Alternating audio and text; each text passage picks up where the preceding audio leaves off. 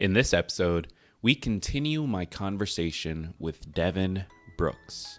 Get excited, because this is Tiny Leaps, Big Changes.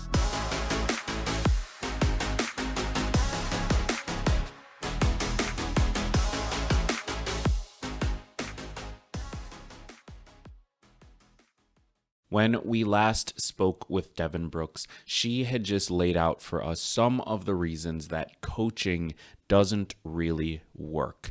And the message might sound familiar. I've talked about on this show how personal development doesn't really work and how a major issue is the fact that the people who need it most typically don't have access. It's very much an industry built for the privileged, the people who can operate, and the people who know that that system even exists.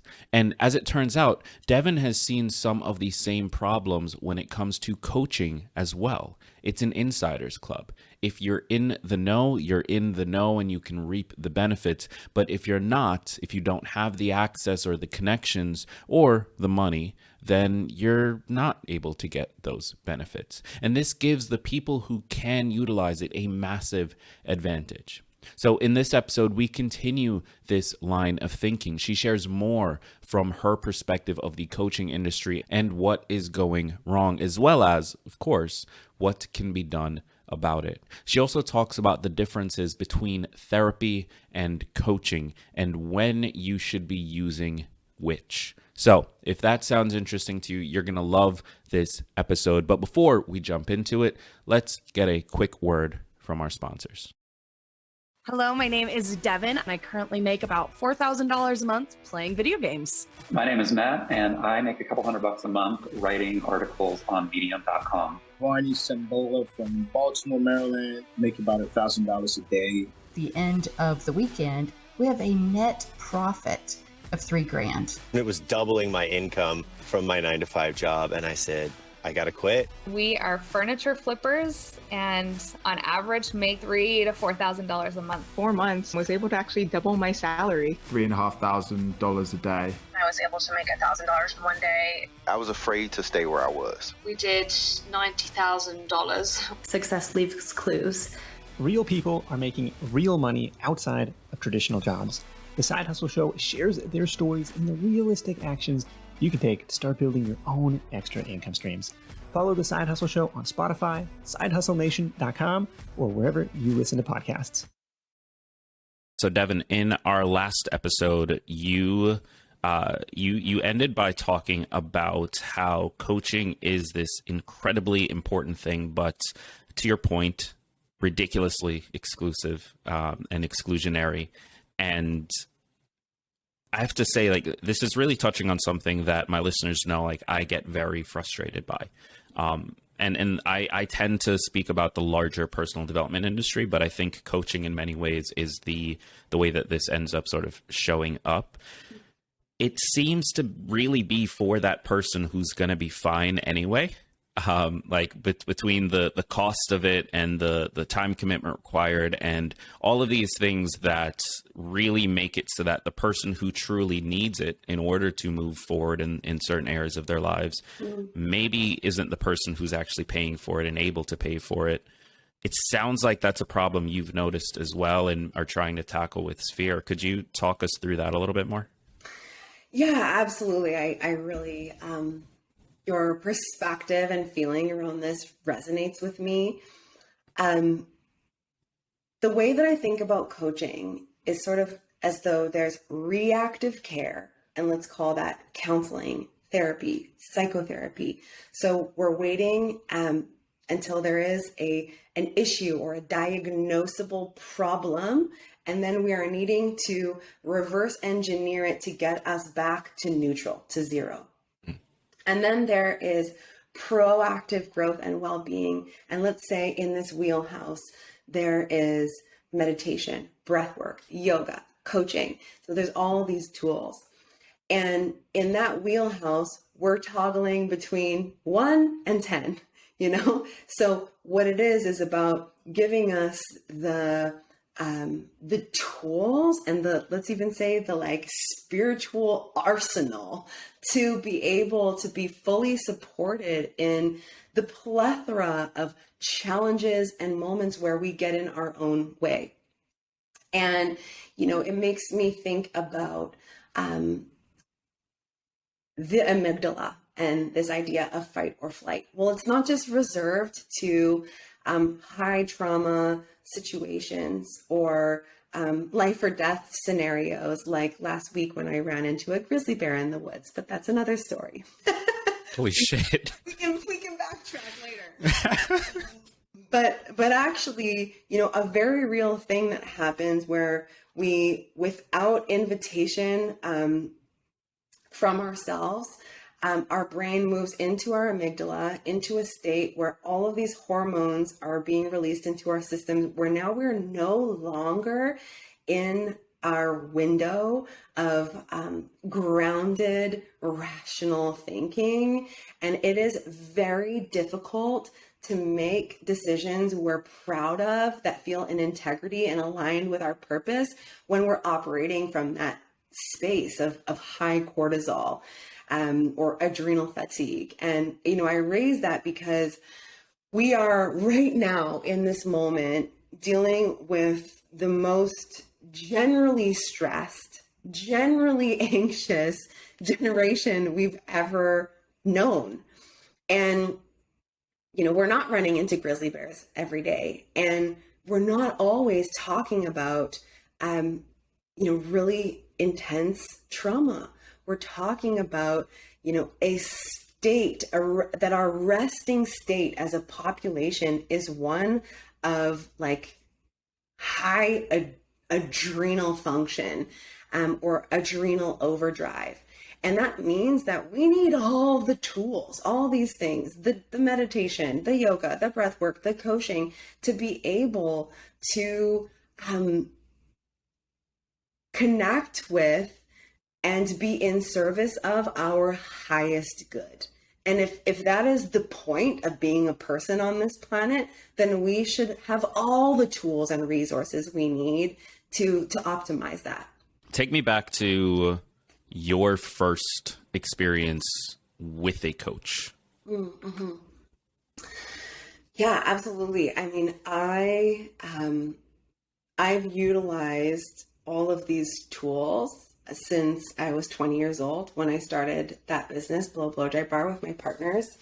I was in a very critical moment of my early adolescence. So I was a new entrepreneur in a leadership position responsible for caring for and supporting the growth of a team that spanned a country or two eventually.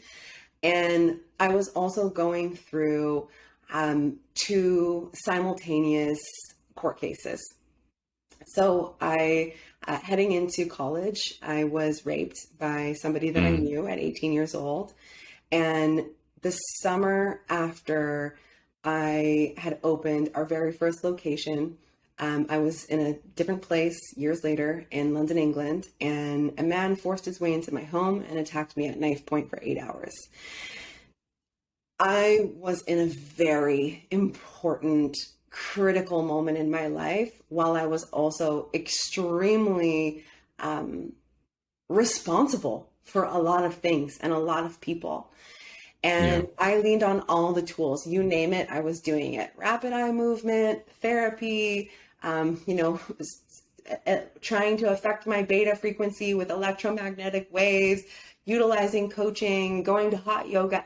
I leaned on everything. And it really did take all the tools to be able to make sure that even when I was going through a time that was extremely strenuous on my mind, body, and spirit, I was able to still show up in spaces and like occupy my skin and be in the present moment. And it did take all of those tools and support systems. So I know them well and appreciate them all, and leaned on them heavily to support myself as a young leader, leaned on coaching heavily to be able to show up in conversation with people 15, 20, 25 years older than me as a 21-year-old entrepreneur, and have the vocabulary, the emotional vocabulary, and the perspective to be able to know to ask the right question at the right moment that would support that person in coming to an answer in a way that was collaborative, right? Because coaching isn't about me having the answers for you. It's about working together as a guide so that we can help you get to those answers for yourself, because that's where we have such incredible progress. Yeah. And so on that note, what was your favorite experience as a coach, sort of being on that other side of the table and being able to provide that support? Obviously, client privilege, but whatever you're willing to share. Yeah. Oh gosh. I mean, as I left Blow Dry Bar and entered my work as a coach, I was inundated with young emergent entrepreneurs and emergent leaders who were, highly creative or highly conceptual, or the opposite, highly analytical and lacking conceptual thinking and lacking creativity or creative thinking, and seeing such an appetite for this idea of personal improvement and understanding that this all happens on a continuum, right? Like the same way that we go to the gym and we don't expect to build muscle in a day. We know that we got to go to the gym, we got to break down that muscle to build it up. And what does it take? Consistency. All growth takes consistency.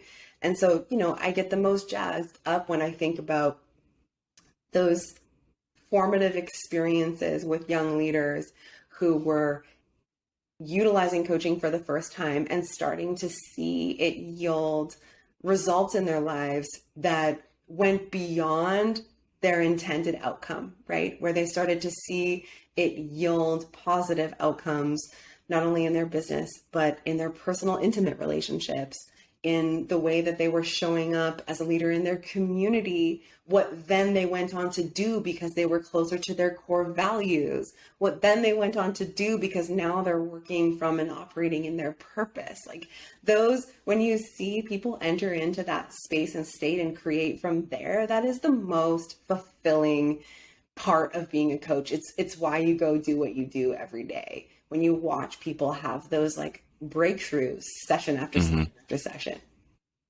Is it always obvious to the client that things are changing for them? Because, like, for example, if you hire a trainer at the gym, like, yeah, it's going to take a few weeks, but eventually you're going to see a change in your physique. Like, there is this unavoidable shift that you have to take notice of. When it comes to mindset and just sort of the way you think about the world, the way you approach issues, is that always noticeable to the client? Or if not, how do you help them notice it? Oh, where do you look? Where do you look in your life for evidence that you're making progress? You look at the quality of your relationships. You look at the quality of your communication. You look at the way you experience time differently. That is the number one thing that I hear. The number one, and I will say it is an excuse. An excuse to not use coaching is I have no time. It's bullshit. You get time by making time. Make the time. You want it? Make the time. It's that simple. And it will be an excuse until you say it's not going to be an excuse anymore. And the only difference is you stopped saying you didn't have time and you started making the time. You will start to experience time differently. It's something that we hear most often at Sphere with people who are experiencing coaching. So that's it for this part of my conversation with Devon Brooks. Be sure to tune into the next episode where we conclude this conversation and Devon shares more about her new company, Sphere, and how it's going to change coaching as we know it. If you want to connect with Devon, the links to her company's website as well as her personal Instagram are in the description of this episode. As always, if you're listening to this right now, consider watching it. Head over to YouTube to connect with me directly. Leave a comment, share your thoughts with the community. The link to that is in the description as well. Thank you so much for being here. I've been Greg Clunis, and remember that all big changes come from the tiny leaps you take every day.